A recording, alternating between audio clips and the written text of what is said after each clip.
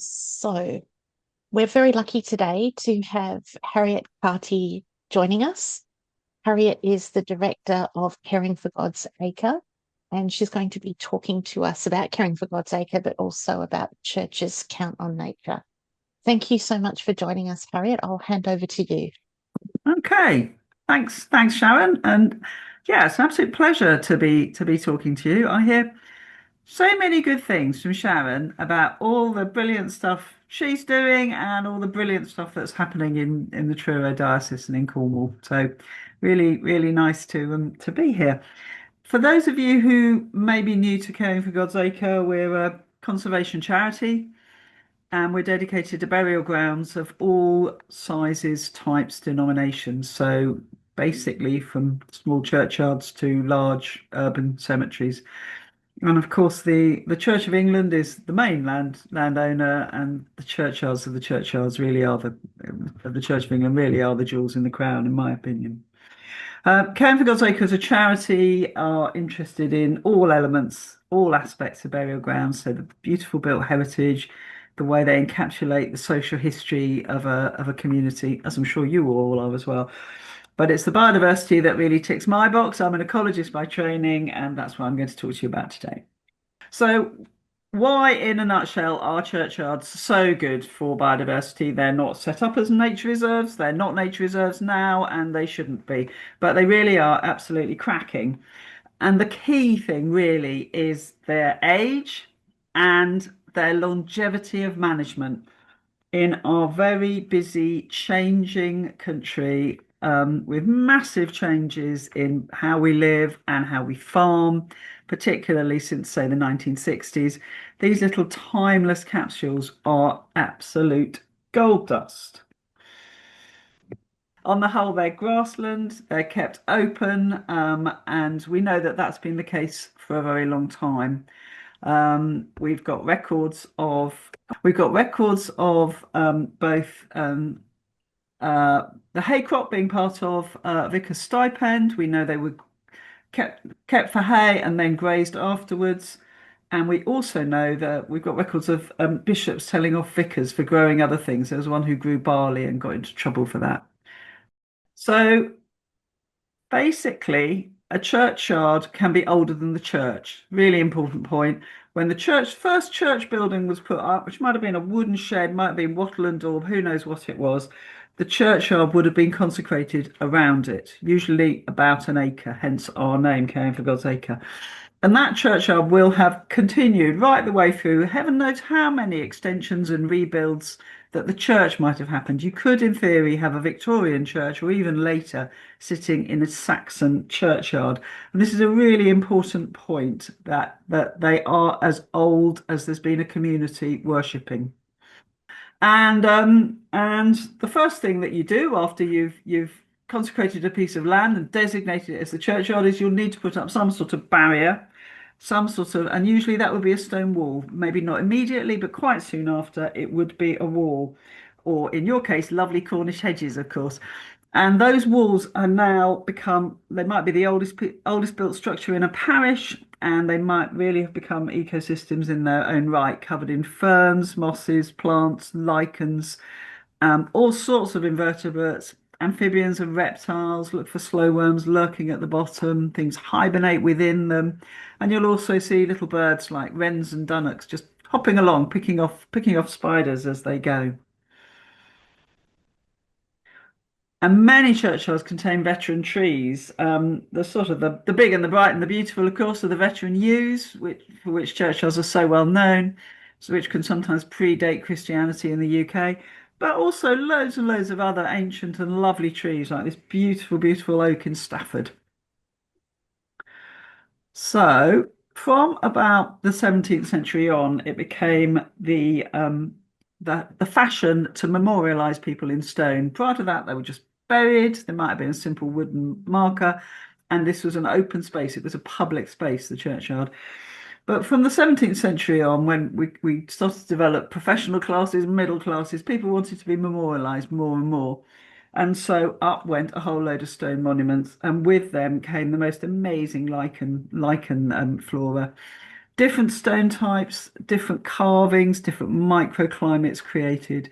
It isn't that unusual to have over 100 lichen species in one churchyard. And also rarities can be found. So much for all the rarities and the special things and the lichens with wonderful Latin names. But churchyards are also brilliant for what we might call our common or garden species. The robin that you see on your bird table, the frog that comes to your pond. At some point in the year, they may well be using, or even in the day, they may well be using the churchyard as a refuge, as a source of food, as a place to overwinter, as a nice, cool, damp place to shelter.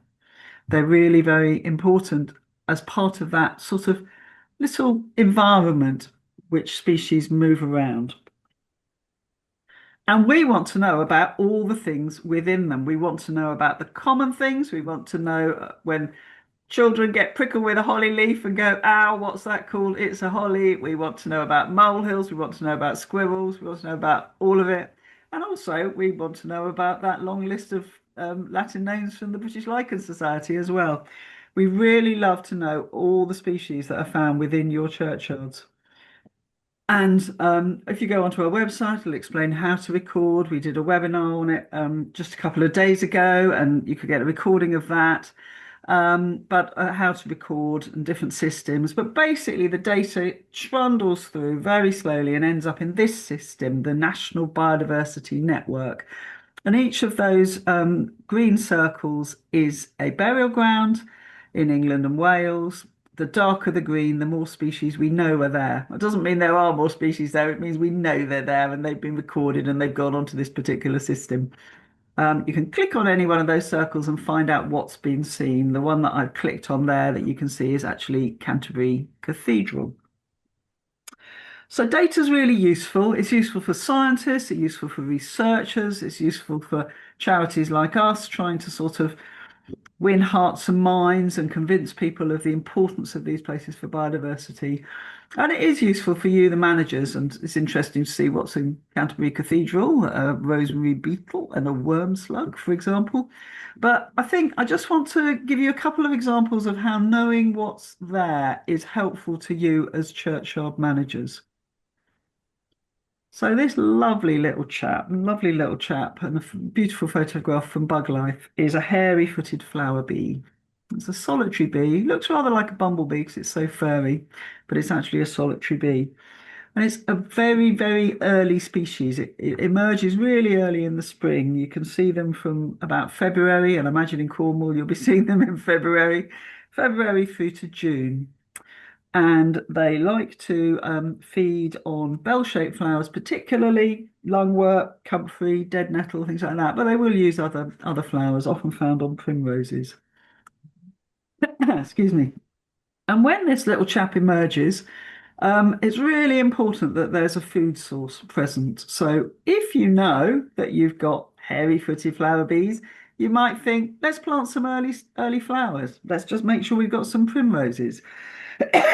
Excuse me, lungwort, another early one. Let's get some of those in. Bluebells they also use. And so you might think, well, that would be fun, wouldn't it? To just plant something for this species and help support that, and then tell people about it. And similarly, if you know you've got some early flowering species, have a look for little hairy-footed flower bee and see if it's there and make a record. Swifts, fantastic birds of churches, and churches are brilliant for swifts because, as you can see so well from this photo, they shuffle to the edge of a hole and they literally drop. They don't perch, they don't walk, they've got tiny little residual legs. They just drop out into a space and start flying. And church towers, well, they're all perfect for that because they're tall and they're often got space around them. So a really good place for a swift to nest high up away from predators.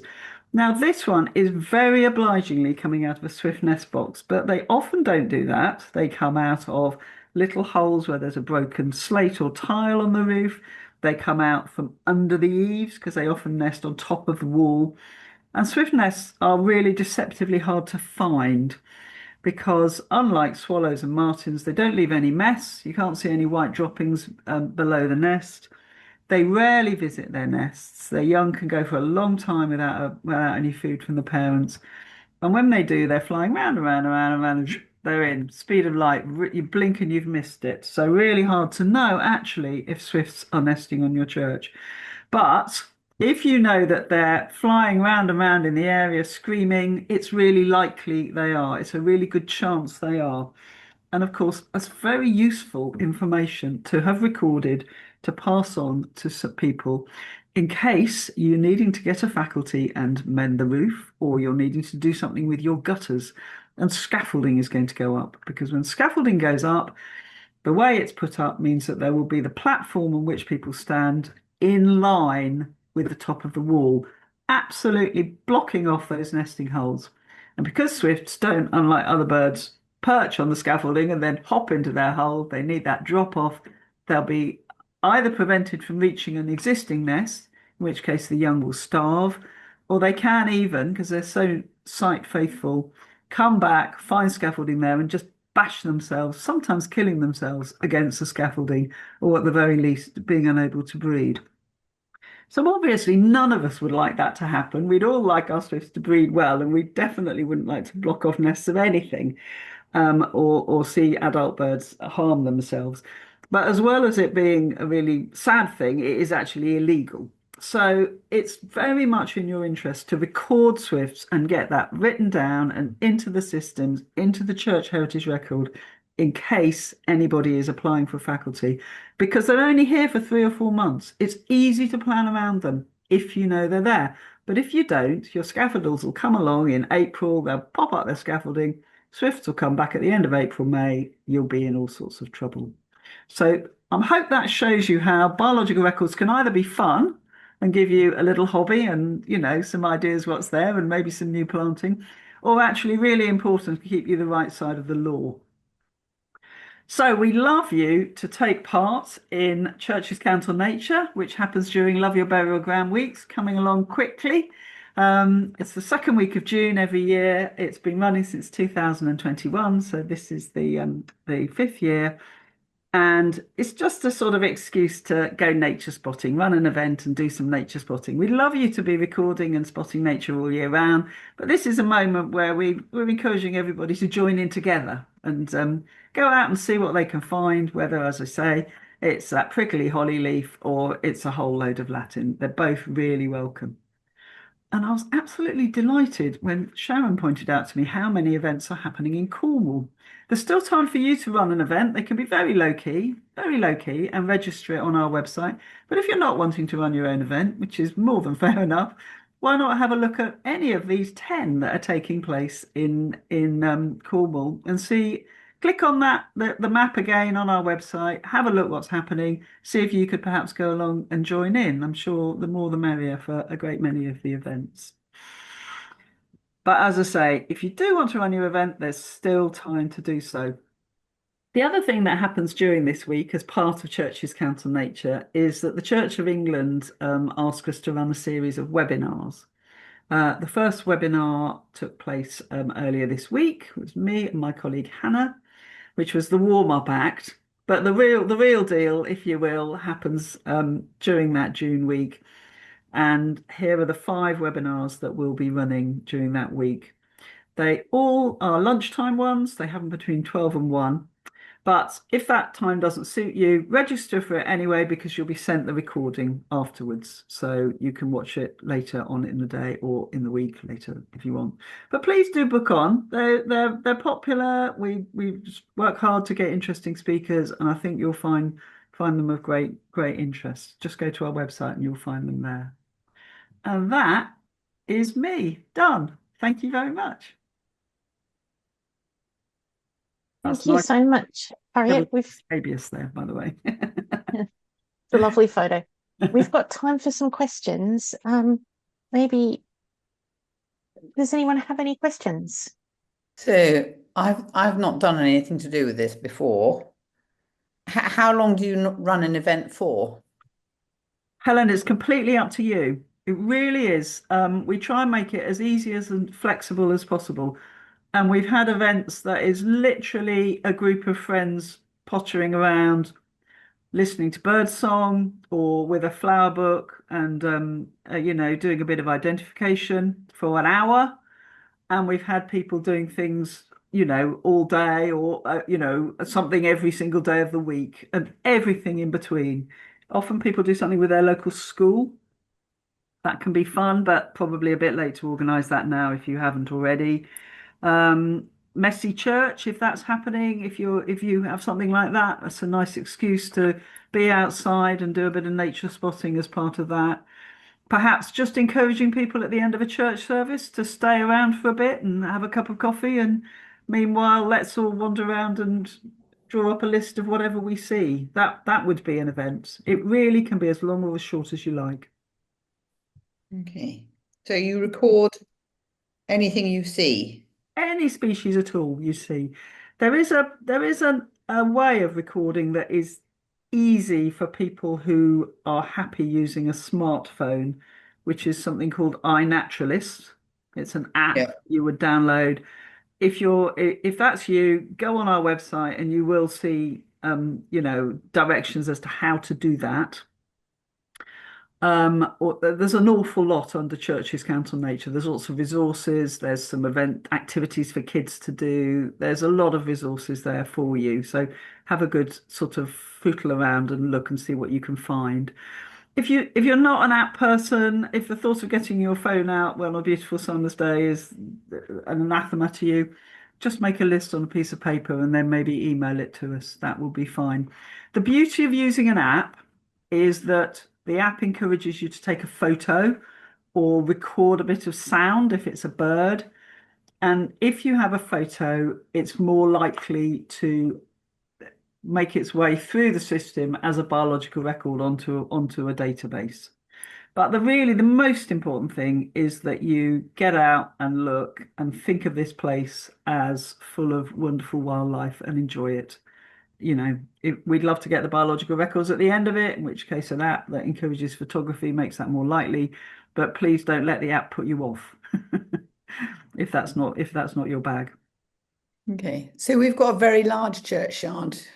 Should you Okay. do the whole thing or should you look at a bit? Well, often the bits that aren't mown very short. I imagine in a large churchyard, maybe you mow the recent graves or war graves, perhaps more Yeah. frequently in other areas. You're more likely to find it easier to find things where it's perhaps not mown quite so often.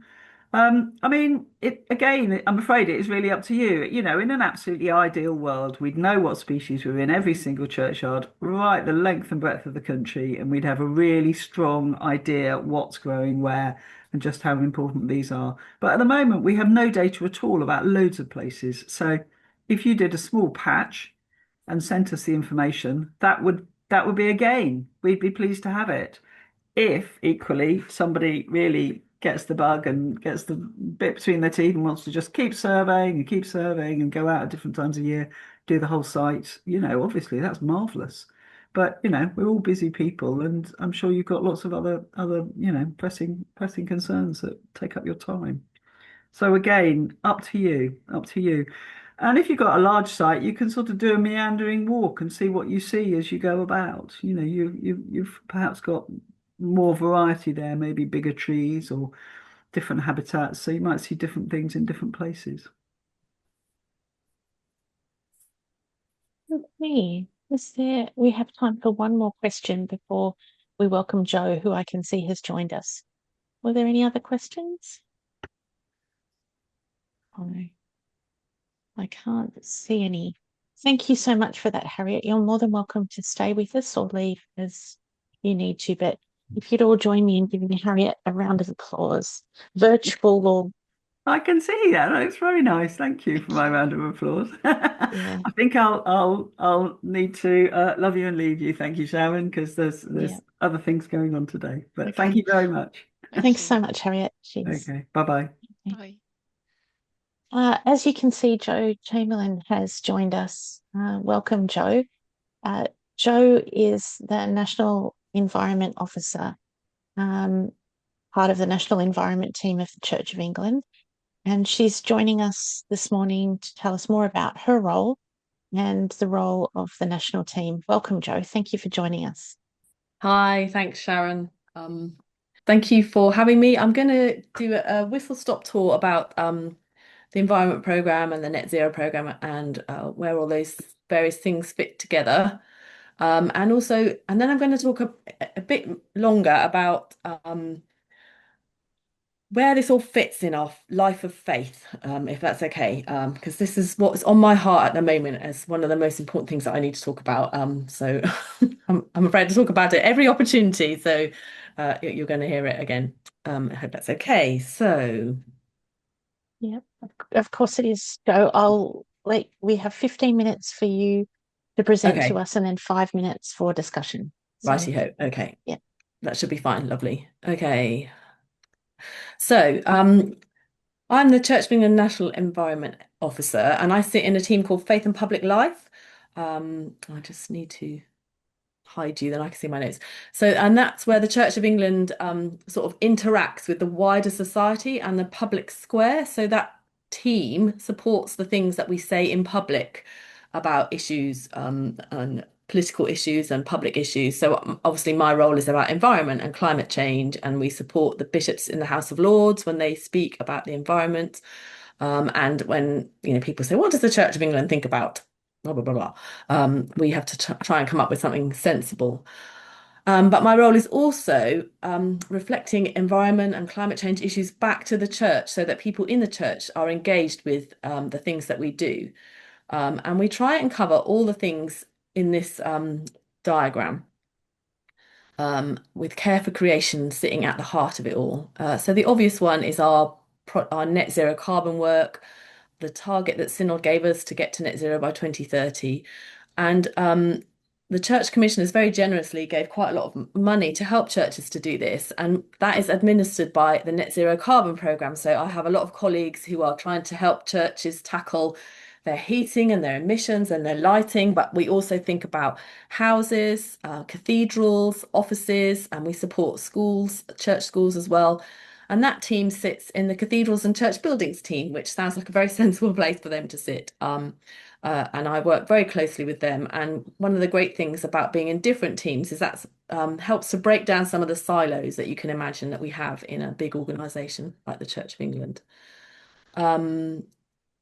So they administer all those grants and give you lots of advice and support about your buildings.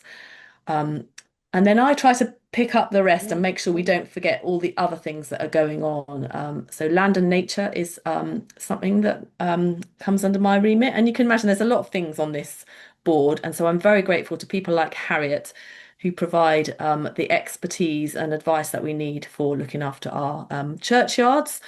But also under land and nature, we think about the land that dioceses might own and what we might do with that. And I know in Truro, you've done a lot of thinking about what you do with your diocesan land, and you're one of the leading dioceses in thinking about that. So that's great.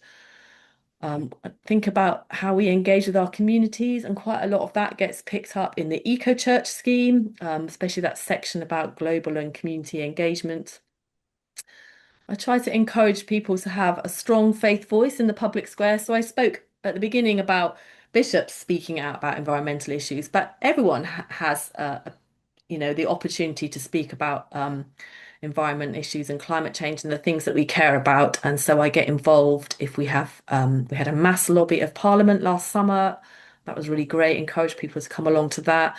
Where issues come along, where a faith voice can make a difference, I might encourage people to write to their MPs, whatever that might be. At the moment, I'm really encouraging people to get involved with screening a new film that's come out called The People's Emergency Briefing, which, if you want to know a bit more about that, do message me afterwards. But this is a film outlining the impact that climate change and nature loss is going to have on our food security, our economic security, our national security, and encouraging people to meet locally, watch this film, and then discuss what actions you're going to take locally. And that's really taking off at the moment.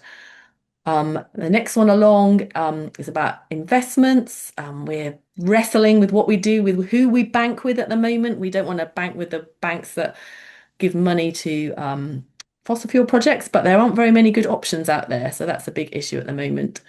And then the last one at the top there is not the not last but definitely not least, ensuring that worship and that creation care is part of our worship and part of our teaching. And the big thing that's happening, there's two big things happening about that at the moment. One is we have a new theological paper, a sort of a theological examination of our response to climate change that is about to be published. That was going to be published just before the General Synod in July, and I will give Sharon all the information about that and she can share that with you. And we've also been working towards creating a new moment in the church's year, in the church's calendar, and it's going to be called the Feast of Creation in Christ. We don't mark creation in the church's year. We have Christmas and Easter and a Pentecost, but that very beginning of our Christian story of creation is not marked, and so that's going to change, and it will be the 1st of September or the first Sunday after it. There is new liturgy also to be published in the General Synod in July that we can use on that Sunday, and it will just fit really nicely into the season of creation that we're already celebrating. So that is a lot there. Obviously, I can only do a bit of it at a time, and you do an awful lot of it by picking up Eco Church and running with that scheme, which is wonderful. So where does this all fit though? Why are Christians so bothered about creation? And I'm sure lots of you already have an answer to that. And this is my answer. So I was recently asked, what do I love about my job? What motivates me? And I came up with this: to love the Lord your God with all your heart, with all your soul, with all your mind, with all your strength, and to love your neighbor as yourself. And I felt this is how I love God, how I love neighbor, because caring for God's creation is a demonstration of love for God. But when we look at what is happening around us with climate change and loss of nature and loss of biodiversity, people are suffering. And if we really care and we love those people, then we will respond in an act of wanting to care for creation, to stop biodiversity loss, to stop pollution and waste. So not everybody will feel like this necessarily, but that for me sort of seemed to be the heart of it, that my environmental action is an expression of my love.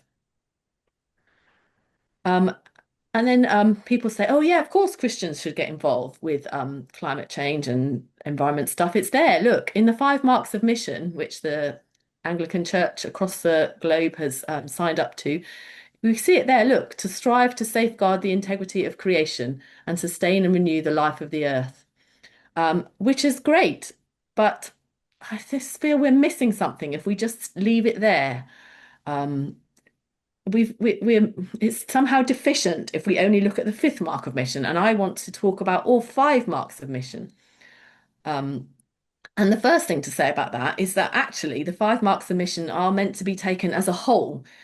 The idea is that a church that is following the call of God on what it should be doing, it will be just demonstrating all 5 of these things, not just 1 or 2, but all of them. So if we are a church that is fulfilling the mission of God, we will see all of these expressed in our churches. So yes, definitely.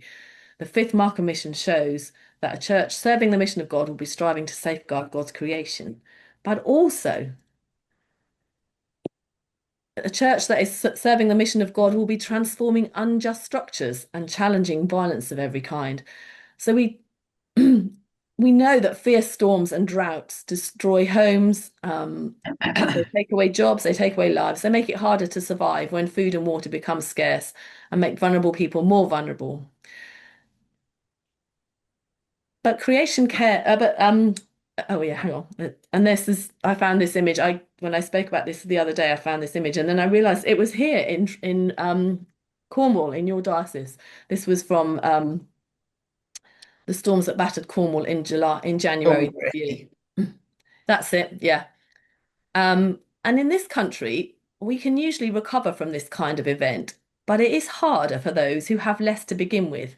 Now, if you think globally and multiply that out to the poorest communities in the world, where the impacts are wider and deeper, it's much harder for them to respond.